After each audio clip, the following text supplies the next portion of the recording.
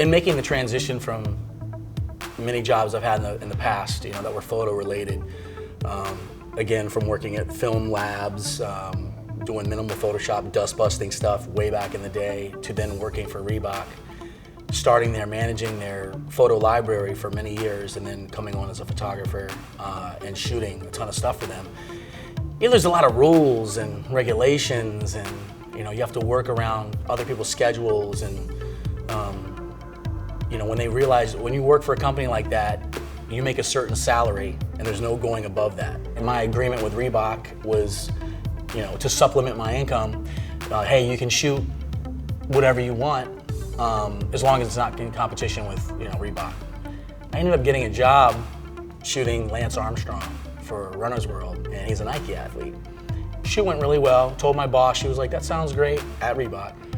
Did it on a weekend, flew out to Austin, Texas, shot this really cool series of photographs with Lance, came back, everything was fine, went about my business. I would say 2 months later, the magazine hits the newsstand. Reebok was acquired by Adidas in between that transition. And they were like, oh, you have to talk to your boss right away. So I'm like, uh-oh, something's up. We go in the conference room and she kind of laid it on me. She's like, I gotta let you go because you shot Lance Armstrong. And I'm like, you knew I shot Lance Armstrong. She said, yeah, well now with the Adidas acquisition, Nike's got the thing all over their website of you shooting Lance.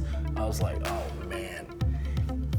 Everybody says, you knew it, man. You knew you were just pushing them. You were pushing them, because you wanted to get out of there anyway. Well, having a wife with 4 kids and a steady paycheck and benefits, my wife was not about to let me quit there and start my freelancing career. So to me, I kind of had a smile on my face and I took it really well. Packed up my box that day and I left and never looked back. When I left there, I had minimal, equipment, minimal camera stuff. Was all owned by Reebok. So I knew there was this initial upfront investment that I had to make, but I knew I had to make it. Always used Profoto, since day one.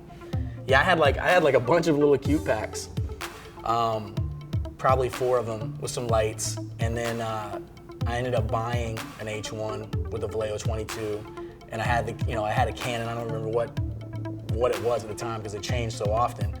My next step, which really made everything kind of just all make sense and come together, was bringing the guys that were there for me, even through my Reebok days, into a group that we called our own and we could do whatever we wanted to do. Do you know what I mean?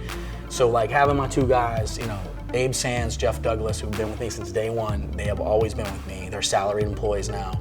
And we have a lot of fun together. We're like best friends. Without them, I can't take credit for any of that because we are a team. You gotta have a team in this business. If you're a one-man show, you're a one-man show.